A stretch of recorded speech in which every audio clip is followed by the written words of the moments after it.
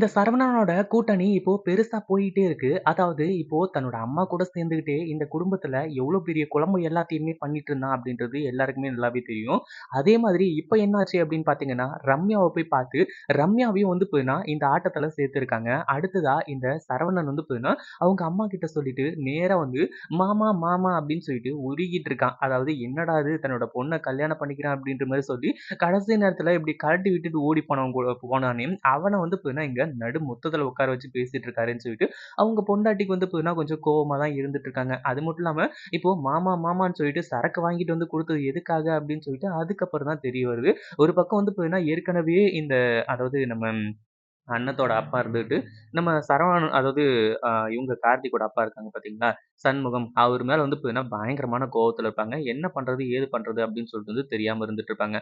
அப்படி இருக்கும்போது வந்து பார்த்தீங்கன்னா, இப்போ அதுக்கான சந்தர்ப்பத்தையும், சான்ஸையும் வந்து பார்த்தீங்கன்னா, இப்படி கொண்டு வந்து நிறுத்துவாங்க அப்படின்னு சொல்லிட்டு எதிர்பார்க்கவே இல்ல. அதாவது என்னாச்சு அப்படின்னு பார்த்தீங்கன்னா, ஒரு பக்கம் இப்போ அண்ணன் வந்து அதாவது அண்ணன் இந்த வீட்ல சந்தோஷமா இருக்கக்கூடாது.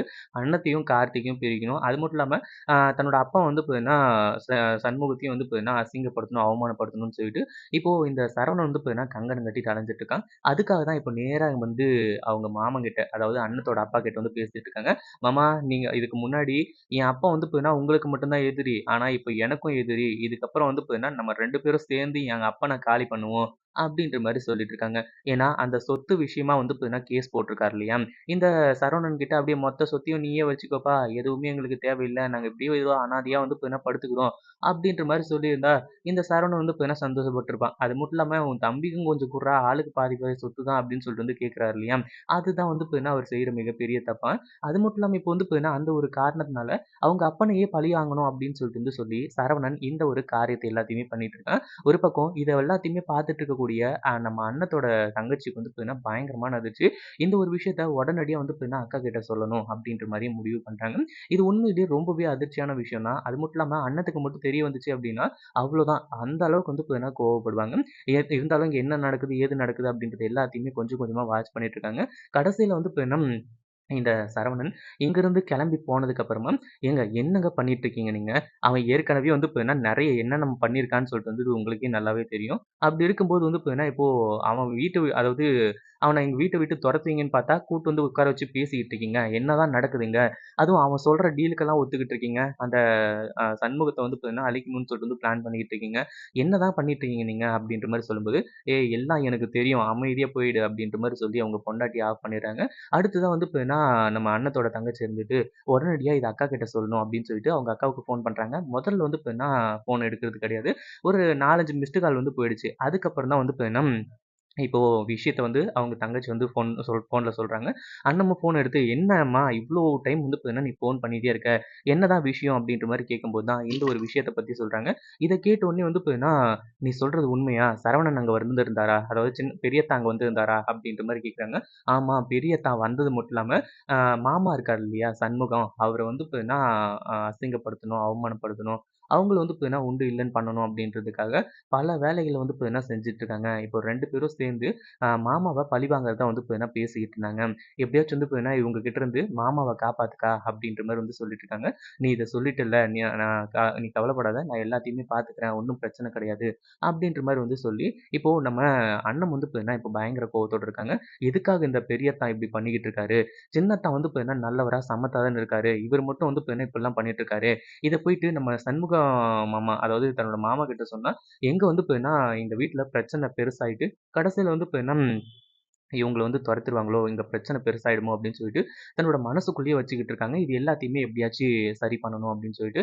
ஆனா, இத சொல்லாம இருந்தா கண்டிப்பா சரி பண்றது ரொம்ப கஷ்டம் அப்டின்னு சொல்லிட்டு நல்லாவே தெரியும். ஒரு பக்கம் சரவணனும் வந்து பார்த்தீங்கன்னா, நேரா வந்து வீட்டுக்கு போயிட்டு, "ம்மா எல்லாமே நல்லபடியா முடிஞ்சும்மா. இப்போ ஒரு புது ஆள் நம்ம கூட்டணிக்கு வந்திருக்காங்க." அப்டின்ற மாரி சொல்லிட்டு இருக்காங்க.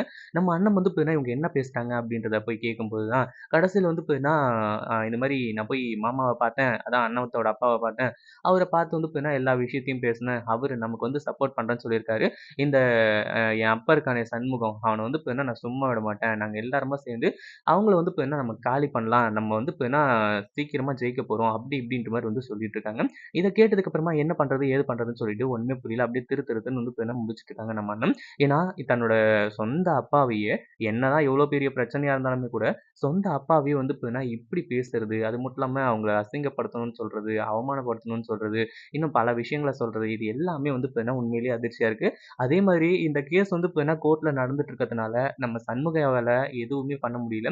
ஏன்னா, இந்த கேஸ் இல்லாம, இந்த சொத்து பத்துலாம் வந்து பார்த்தீங்கன்னா, இவன் பேர்ல இல்லாம இருந்திருந்துச்சு அப்டின்னா, கண்டிப்பா வந்து பார்த்தீங்கன்னா, இவன அங்கருந்து அடிச்சு தொரத்திருப்பாங்க. "நீ எல்லாம் என் புள்ளையே இல்லடா! இனிமே இங்கலாம் வராத" அப்டின்ற மாரி வந்து சொல்லி அனுப்பி விட்டுருப்பாங்க. ஆனா, அந்த ஒரு விஷயத்துக்கும் வந்து பார்த்தீங்கன்னா, வாய்ப்பே இல்ல. என்ன பண்றது? ஏது பண்றது? அப்டின்னு சொல்லிட்டு வந்து தெரியல. திரு திருன்னு வந்து முழிச்சுட்டு இருக்காங்க. அதே மாதிரி இப்போ அண்ணன் இந்த ஒரு விஷயத்த பத்தி யார்கிட்டயும் சொல்லவும் முடியாது. ஏன்னா, சின்னத்தாங்கிட்டயும் சொன்னாலும் பிரச்சனை. அதே மாரி மாமா கிட்ட சொன்னாலும் பிரச்சனை. அப்டின்ற மாரி யோசிச்சுட்டு இருக்காங்க. அந்த ஒரு டைம் தான் வந்து பார்த்தீங்கன்னா, நம்ம செல்லக்கிளி இருந்துட்டு, என்னதாம்மா பிரச்சனை? ஏன் வந்து பார்த்தீங்கன்னா இவ்ளோ டல்லா இருக்க?" அப்டி இப்டின்ற மாரி வந்து கேட்கும்போது, செல்லக்கிளி கிட்ட இந்த விஷயத்த பத்தி சொல்றாங்க. "எனக்கு என்ன பண்றதுன்னே தெரியல அ தெரியல" அப்டின்ற மாரி வந்து சொல்லி அவங்க கிட்ட வந்து சொல்லிட்டு இருக்கும்போது, இது எல்லாத்துக்குமே ஒரு வழி பொறக்கும். சண்முகத்துக்கிட்ட முதல்ல இந்த விஷயத்த பத்தி சொல்லுவோம். ஏன்னா, இப்டியே இருந்துச்சு அப்டின்னா, கண்டிப்பா அந்த சரவணன் பையன் வந்துட்டு என்ன வேணாலும் பண்றதுக்கு வாய்ப்பு இருக்கு அண்ணா. அதனால வந்து பார்த்தீங்கன்னா, நம்ம பொறுமையா இருக்க முடியாது. நம்ம எப்படியாச்சும் எல்லா விஷயத்தையும் சொல்லி தான் ஆகணும். வேற வழியே கிடையாது அப்படின்ற மாரி வந்து சொல்லிட்டு இருக்காங்க. அவங்க மாமா கிட்ட சொன்னா போதும். அவங்க ஓரளவுக்கு வந்து பார்த்தீங்கன்னா பார்த்துப்பாங்க. பட் இருந்தாலும் வந்து பார்த்தீங்கன்னா, இங்க அடுத்ததா ரம்யாவ வச்சு ஒரு மிகப்பெரிய பிரச்சனைய உண்டு பண்ண போறாங்க. ஏன்னா, நம்ம அண்ணத்தையும், கார்த்திக்கையும் பிரிக்கணும். அப்படி பிரிச்சதுக்கு அப்புறமா அந்த ரம்யாவ கூட்டிட்டு வந்து இங்க உட்கார வைக்கணும். அதுக்காக தான் எல்லா பிளானுமே போயிட்டு இருக்கு. இப்போ இந்த விஷயம் எல்லாமே தெரிஞ்சிருந்துமே கூட நம்ம அண்ணன் பொறுமையா வந்து பார்த்தீங்கன்னா வெயிட் பண்ணிக்கிட்டு இருக்காங்க. எப்படியாச்சும் வந்து பார்த்தீங்கன்னா, இது எல்லாத்தையுமே சால்வ் பண்ணணும் அப்படின்ற மாரி சொல்லி, நம்ம சின்னத்தான் அதாவது கார்த்திக் வந்து பார்த்தீங்கன்னா, இந்த ரம்யாவால அடிக்கடி மிகப்பெரிய பிரச்சனைக்கு வந்து பார்த்தீங்கன்னா, உள்ளாகுறாரு. அதாவது இந்த ரம்யா பண்ற டார்ச்சரு, இது எல்லாத்தையுமே தாங்கிட்டு பொறுமையா இருந்துட்டு இருக்காரு. ஏன்னா, இந்த விஷயத்த பத்தி வீட்ல வந்து அப்பா கிட்டயும், அதே மாரி வந்து பார்த்தீங்கன்னா, நம்ம அண்ணத்துக்கிட்டயும் சொன்னா, கடைசில பிஆர்எஸ் வாங்கிட்டு வேலைய விட்டு நின்று அப்படி இப்படின்ற மாரி வந்து சொல்லுவாங்க. இதெல்லாம் வந்து பார்த்தீங்கன்னா தேவையில்ல. அமைதியா வந்து பார்த்தீங்கன்னா, நம்ம வந்து இந்த விஷயத்த பத்தி சொல்ல வேணாம். ஏன்னா, அண்ணன் வந்து ரொம்ப பயப்படுவா.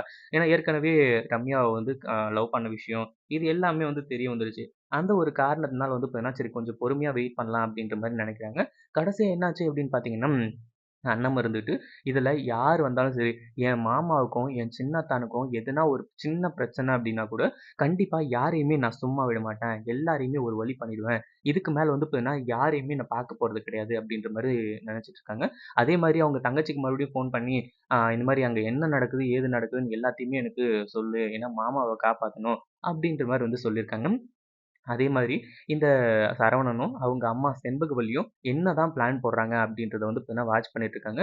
ஏன்னா இவங்க கிட்ட மிகப்பெரிய பிளான்லாம் இருக்கு. ஒரு பக்கம் வந்து பார்த்தீங்கன்னா அண்ணத்த விரட்டணும். அடுத்ததா நம்ம சண்முகத்த வந்து பார்த்தீங்கன்னா, இங்க வந்து அழிக்கணும். அப்படி இப்படின்ற மாரி நெறைய விஷயம் வந்து பார்த்தீங்கன்னா நெனச்சிட்டு இருக்காரு. அதனால நம்ம அண்ணன் வந்து பார்த்தீங்கன்னா எல்லாத்தையுமே பார்த்து தான் ஆகணும். அந்த சரவணன், அதுக்கப்புறம் வந்து பார்த்தீங்கன்னா அவங்க அம்மா செண்பகவல்லி 2 பேரோட முகத்திலயும் கிழிச்சு எறிஞ்சிரணும். இத பத்தி நீங்க என்ன நினைக்கிறீங்க? அந்த வீடியோ புடிச்சிருந்தா லைக் பண்ணுங்க, ஷேர் பண்ணுங்க. இப்பதான் நம்ம சேனலுக்கு ஃபர்ஸ்ட் டைம் வரீங்க அப்படின்னா, கீழ இருக்க சப்ஸ்கிரைப் பட்டன பிரஸ் பண்ணிக்கோங்க.